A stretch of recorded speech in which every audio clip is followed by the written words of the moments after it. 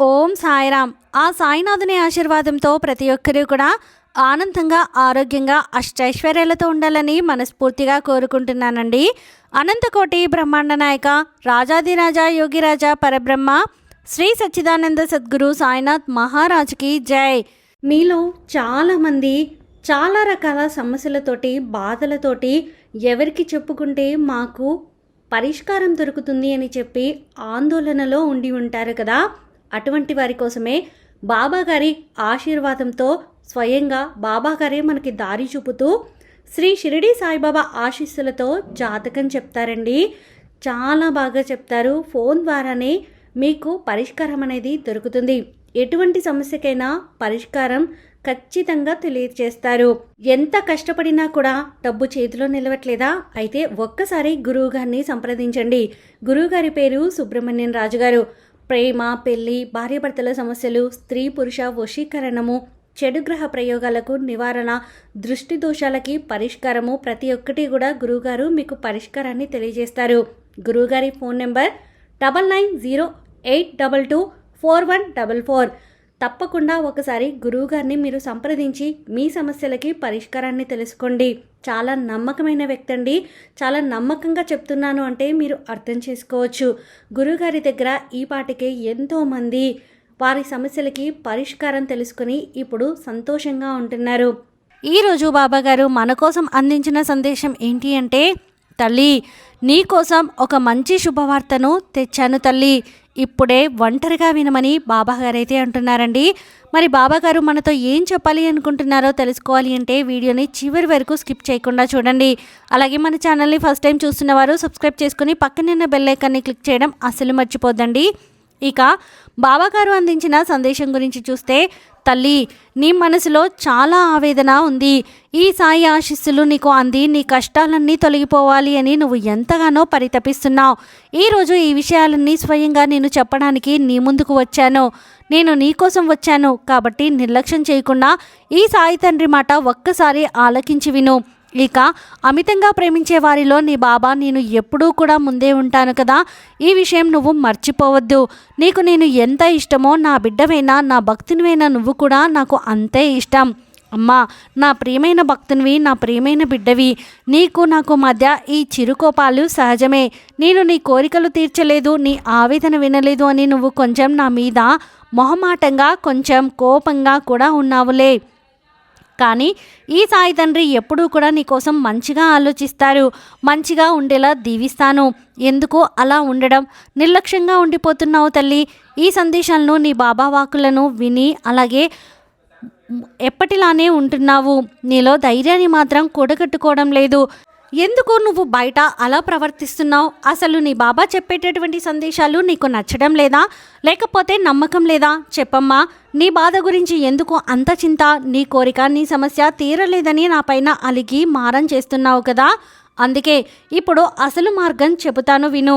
నీ బాబా స్వయంగా నీకు మంచి మార్గం చూపిస్తాను, మంచి మార్గం చెబుతాను. ఇక నువ్వు చేయవలసిందంతా కూడా ఒక్కటే. నీవు ధైర్యంతో ఉండు. ఈ సాయి మీద నమ్మకంతో ఉండు. నమ్మకంగా ఉండేవారికి ఎప్పుడూ కూడా మంచి జరుగుతుంది అని మాత్రం తెలుసుకో. నీకు నేను ఎప్పుడూ తోడుంటాను అన్నది నువ్వు నమ్మితే చాలు అమ్మా. నీకు ఒక శుభవార్తని తీసుకొచ్చాను తల్లి. ఆ శుభవార్త నీ జీవితంలో మంచి వెలుగు అనేది నింపుతుంది. నీవు ఆ శుభవార్త విని ఎంతో ఆనందంతో మనసు ఉప్పొంగిపోయి ఎగిరి గంతేస్తావంటే నమ్ము. ఖచ్చితంగా నీకు నువ్వే సాటి. నీది ఒక చిన్న పిల్లాడి మనస్తత్వం. చిన్న పిల్లల మనస్తత్వం ఎలా ఉంటుందో అంత స్వచ్ఛమైన మనస్తత్వం. ఈ సాయి ఒడిలో సేద తీరుతూ ఎన్నో కబుర్లు చెబుతూ నీకు నేను ఒక సందేశాల రూపంలో అన్ని విషయాలు, మంచి విషయాలు తెలియజేస్తూ ఉంటాను. అసలు నువ్వు ఎప్పుడూ కూడా ఏదో ఒక విషయం నాకు చెబుతూనే ఉంటావు, బాధపడుతూనే ఉంటావు. చిన్నపిల్లలు అమ్మకి నాన్నకి చెప్పి ఎలా మారం చేస్తారో అలా ఈ బాబాతో నువ్వు మాట్లాడుతుంటావు కదా. అది నాకు చాలా నచ్చుతుంది తల్లి. నీ ఇంట్లో ఒక వ్యక్తిగా నన్ను నీ తండ్రిగా భావించి అన్ని విషయాలు నాతో పంచుకుంటావు. అది బాధ అయినా సంతోషమైనా నువ్వు నాతో పంచుకుంటూ ఉంటావు. నీకు సహాయం కనుక నేను కాస్త ఆలస్యమైనా నా మీద అలుగుతావు, కోపడతావు, వెంటనే నీరసించిపోతావు.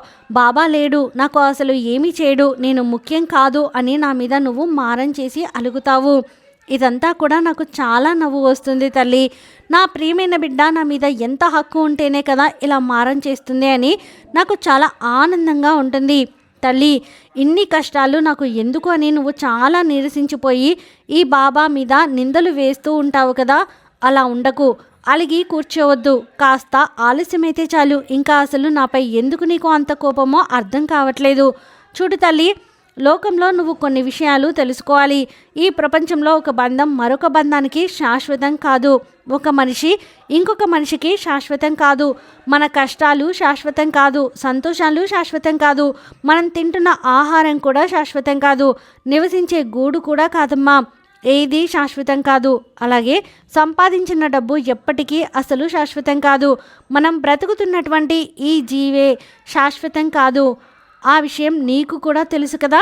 అయితే నువ్వు చాలా విపరీతంగా ఆలోచిస్తూ ఉన్నావు. లేని వాటికి పరుగులు తీస్తున్నావు. భగవంతుడు ఇచ్చిన జీవితంలో తృప్తి పడటం లేదు. అందులో వెలితి అనేది వెతుక్కుంటూ బాధపడుతున్నావు. ఇక నీకు సంతోషం ఎలా వస్తుంది చెప్పు? నీ అన్వేషణ ఎప్పుడు ఉండాలి? నీ యొక్క లక్ష్యం పైన అన్వేషణ ఉండాలి. అప్పుడే నీ యొక్క ఆనందాన్ని నువ్వు అనుభవించగలుగుతావు. నీ ఆనందాన్ని ఆపడం ఎవరి వల్ల కాదు. ఈ ప్రకృతి దేవుడు ఇచ్చినటువంటి వరమే కదా ఈ జీవితం. నీ జీవితం ఆయన ఇచ్చినటువంటి గొప్ప బహుమతే కదా. మరి దాన్ని నువ్వు జాగ్రత్తగా అమలుపరుచుకుంటూ అలా ముందుకు వెళ్తూ సంతోషంగా ఉండకుండా ఎందుకు ఎంత ఆలోచన? ఆనందాలు లేని మనశ్శాంతి నువ్వు ఎలా పొందుతావో చెప్పు. దీర్ఘంగా ఆలోచిస్తూ ఉంటే ఏం వస్తుంది నీకు? నువ్వు అడిగిన ప్రతి కోరిక నేను తీరుస్తాను. వెంటనే తీర్చకపోయినా ఆలస్యంగా అయినా తీరుస్తాను.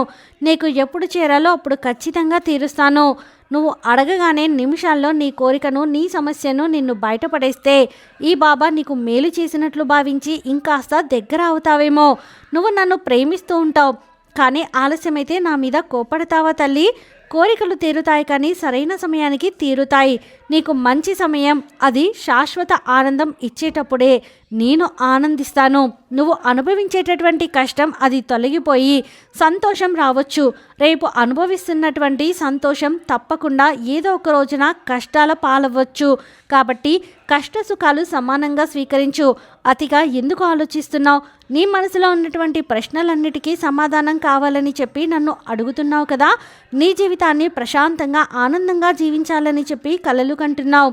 అయితే ఒక విషయం నాకు తెలుసమ్మా, ఇద్దరికీ కూడా ఉన్నటువంటి ప్రతి ఒక్క మనిషికి కూడా ఉండాల్సిన కోరికలైతే నువ్వు అలా ఆనందంగా జీవించాలంటే నీ చుట్టుపక్కల వారి మాటని ఎక్కువగా నువ్వు వింటూ ఉంటున్నావు. అలాగా వారు ఏదైతే నిన్ను ఎలా అయితే చూడాలని చెప్పి కలలు కంటూ ఉన్నారో అలాగే నువ్వు వారికి కనిపిస్తూ ఉంటావు.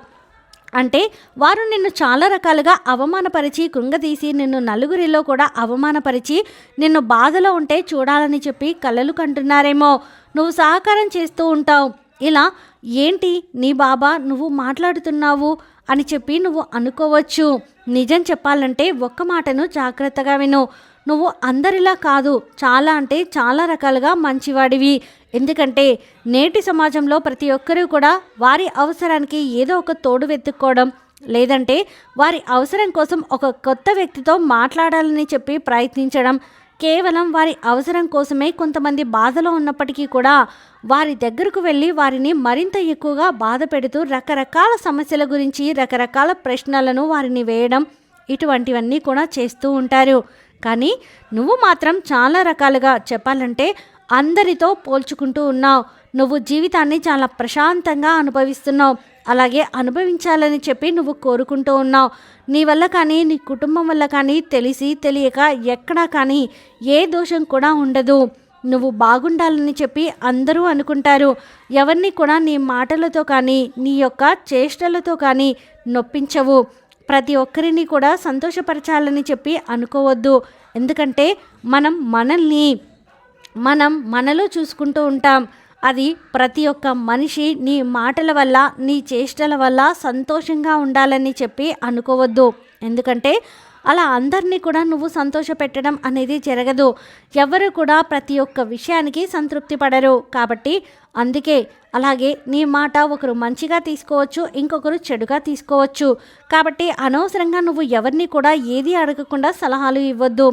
అలాగే నీ దగ్గర చేయి చాపి వస్తే నిజంగా సాయం కావాలి అని కోరితే ఒక వ్యక్తికి చేయి కానీ సాయం కానీ మాట కానీ ఏదైనా ఇవ్వు. నీ వంతు సాయం చెయ్యి. అలా ఇచ్చి నీ విలువని కాపాడుకో. అలాగే అడగని సాయం చేసి విలువని పోగొట్టుకోవద్దమ్మా. చాలా జాగ్రత్తగా ఉండు. ఈ రోజుల్లో ఎక్కువగా మాటలతో మభ్యపెట్టే వాళ్ళు నీ చుట్టూ చాలామందే ఉంటారు తల్లి. వాళ్ళ మాటల వల్ల నీ జీవితం అనేది చాలా రకాలుగా ఇప్పటికే మోసపోయి నువ్వు ఉండి ఉంటావు. ఇది వేరే విషయం.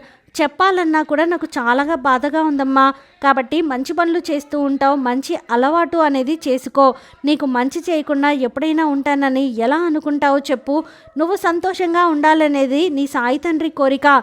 నువ్వు కోరింది ఆనందంగా గడపాలి, నీ జీవితాన్ని ఎప్పుడూ సంతోషంగా ఉండాలని కోరుకుంటానమ్మా. నువ్వు ఎప్పుడు ఆఖరికి బాబా కూడా నన్ను ఆలోచిస్తూ ఉన్నాడు. అలా అసలు ఎప్పటికీ కూడా ఆలోచించవద్దమ్మా.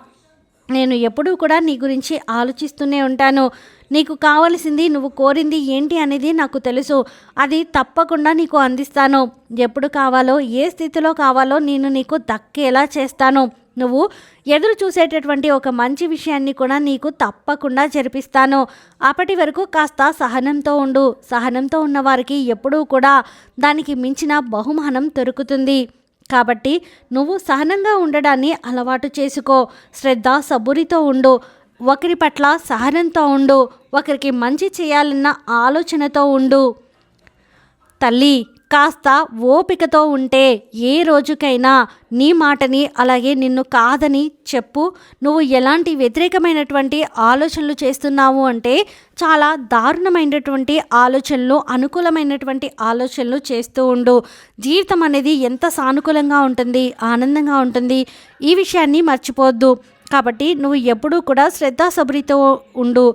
అనుకూలమైనటువంటి మంచి ఆలోచనలు చేస్తూ ఉండు.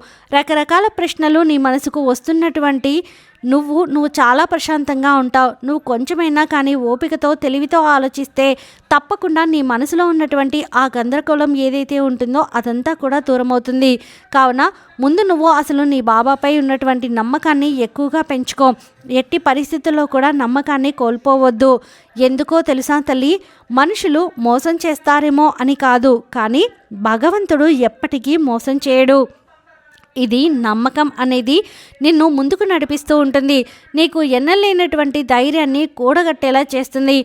ఈ బాబా చెప్పే ప్రతి మాట నీకోసమే కాబట్టి నీతో నేను ఉన్నానని నమ్ముతూ ఉండు. ఈరోజే నువ్వు దేని గురించి కూడా ఆలోచించనక్కర్లేదు. ప్రశాంతంగా ఉంటావు. ఏ పనిని నీ పని నువ్వు చేసుకుంటూ వెళ్ళిపో. అలాగే నలుగురు ఏమనుకుంటారు అని చెప్పి అసలు దిగులు పడద్దు.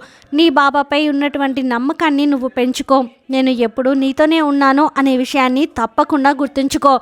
ఎప్పుడైతే ఈ విషయాలు నువ్వు గుర్తిస్తావో అప్పుడు నీ మెదట్లో ఉన్నటువంటి నానా రకాల ఆలోచనలు అన్నీ కూడా నువ్వు పోగొట్టుకోగలవు. ఈరోజు నువ్వు తలపెట్టినటువంటి ప్రతి పనిలో విజయం సాధిస్తావమ్మా. నేను ఎల్లప్పుడూ కూడా నీకు అండగా ఉంటాను. అలాగే నీ స్థాయి నీకు తోడుగా, నీ సాయి నీకు ధైర్యాన్ని ఇచ్చేవానిలా తప్పకుండా ఉంటాను. నన్ను ఎవరూ కూడా ఏమి చేయలేరు. నిన్ను ఎవరూ కూడా కనీసం తప్పుడు ఆలోచనలతో కూడా చూడరు. తప్పుడు మాటలు మాట్లాడాలన్నా ధైర్యం చేయరు. అలాగే నిన్ను ఎదిరించి నిన్ను కష్టపెట్టాలనేటటువంటి ఆలోచనలు కూడా ఎవరికీ రావు. అర్థమైంది కదా తల్లి? నీకు సమాధానం దొరికింది కదా? నీ చుట్టూ ఉన్నవారు పలు రకాల ముఖాలు ఉంటాయి. ఎన్నో కవచాలు వేసుకొని నీతో ప్రేమగా నటిస్తూ ఉంటారమ్మా. వారి మాటలకి ఎప్పుడూ కూడా నువ్వు మభ్యపోవద్దు. మంచి అనే ముసుగులో నిన్ను మోసం చేస్తూ ఉంటారు. వారిని గుర్తించి నువ్వు తప్పకుండా జాగ్రత్త పడు. వారికి దూరంగా ఉండడం అనేది నువ్వు నేర్చుకోవాలి. అందరూ మంచి వాళ్ళే అని చెప్పి ఎప్పుడూ కూడా అనుకోకు. అర్థం లేనటువంటి మాటలు మాట్లాడే వారిలో వాసన లేనటువంటి పువ్వు లాంటి వారు. ఇది తప్పకుండా గుర్తుపెట్టుకో. కాబట్టి అలాంటి వారికి అసలు నువ్వు పట్టించుకోవద్దు. వాసన లేని పువ్వు పూజకు ఎలా అయితే పనికిరాదో అలాగే మభ్యపెట్టే మాటలతో మభ్యపెట్టే వాళ్ళు, మోసం చేసేవాళ్ళు అలా జీవితంలో ఎప్పుడూ నీకు అవసరం లేదని మాత్రం గుర్తుంచుకో తల్లి. ఇక అలాంటి వారిని నువ్వు లెక్క పెట్టుకోవాల్సిన అవసరం లేదు. నువ్వు కూడా అనవసరంగా ఏది ఎవరితో మాట్లాడాలి అని చెప్పి తెలుసుకొని ఈ విషయాలు ఎవరితో చెప్పొద్దు. అలా మాట్లాడి నీ జీవితంలో కష్టాలు కొని తెచ్చుకోవద్దు. అంతేకాకుండా ఈ మాటలన్నీ కూడా నీకే ఈరోజు ఎందుకు చెప్తున్నాను అంటే, నీ జీవితాన్ని నువ్వే సరిదిద్దుకోవాలి కాబట్టి, భగవంతుడు నీ చేతనే నీ జీవితాన్ని సరిదిద్దుకునేలా చేస్తాడు కాబట్టి, ప్రశ్న ఉంటే సమాధానం ఉన్నట్లుగా నీకు బాధ ఉన్నదానికి తగినటువంటి ఆన్సర్ తప్పకుండా ఉంటుంది. ఏదో ఒక సమస్యకు తగినటువంటి పరిష్కారం అయితే ఉంటుంది. బాధ కూడా సంతోషం అనేది ఉంటుంది. కాబట్టి నువ్వు తెలిసి నువ్వు తప్పులు చేయకూడదు అనేది నా ఉద్దేశం. ఇక జాగ్రత్తలు నీకు చెబుతున్నాను. నేనే దిక్కు అని, నీకు నేనే సర్వస్వం అని చెప్పి ఎవరైతే నమ్ముతారో అలాంటి వారి యొక్క సంరక్షణ బాధ్యత అంతా కూడా నాదేనమ్మా. నా మీద నా బిడ్డలు ఎంత నమ్మకం పెట్టుకుంటారో ఆ నమ్మకాన్ని పదింతలు నేను చేసి కాపాడుకుంటాను. ఈ ముందు జాగ్రత్తలన్నీ కూడా కొంచెం ఏకాగ్రతతో ఈరోజు నువ్వు చెప్పినటువంటి మాటలు అన్నీ కూడా స్వయంగా ఈ షిరిడి సాయి నీకు అందిస్తున్న బోధనలు. నీ జీవితంలో జరుగుతుందని నువ్వు నమ్మకంతో ఉంటావని నాకు తెలుసు. కాబట్టి నిజంగా ఎన్ని రకాలైనటువంటి కష్టాలు అనుభవించాలో అన్నిటినీ అనుభవించేశావు. ఇక ఆనందం మాత్రమే నువ్వు అనుభవించాలి. ఆ ఆనందపు రోజులు వచ్చేసాయి. కష్ట రోజులు గడుపుతూ వచ్చినదంతా కూడా ముగిసిపోయింది. నీకు నీ బాబా కూడా ఏదైతే చెప్పానో ఆ ఒకటి పరమార్థం ఉంది, అందులో అర్థం దాగి ఉందమ్మా. నమ్ము, నీ జీవితానికి తప్పకుండా సంబంధించినదై ఉంటుంది. ఏది కూడా అనవసరం కాదు. ఏదీ లేకుండా ఈ బాబా ఈ సందేశం నువ్వు వినేలా చేయరు కదా. తప్పకుండా నువ్వు ఊహించినటువంటి ఒక గుడ్ న్యూస్తో నేను రాబోతున్నాను. ఒక శుభవార్తని నీ మనసు పులకరించేలా చేయబోతుంది. చాలా సంతోషంగా నీ జీవితాన్ని గడుపుతావు తల్లి. ఆ జీవితం నువ్వు చక్కదిద్దుకునేలా నేను చేస్తాను, నువ్వు సరైన దారిలో వెళ్ళేలా చేస్తాను అని చెప్పి బాబా గారైతే అంటున్నారండి. ఈ వీడియో మీకు నచ్చితే ప్లీజ్ లైక్ చేయండి. మరికొంతమంది సాయి భక్తులకు వీడియోని షేర్ చేయండి. ఫస్ట్ టైం ఛానల్ని చూస్తున్న వారు సబ్స్క్రైబ్ చేసుకుని పక్కనే ఉన్నటువంటి బెల్ ఐకాన్ని క్లిక్ చేయడం అసలు మర్చిపోవద్దండి. సర్వే జనా సుఖినో భవంతు. ఓం సాయిరామ్.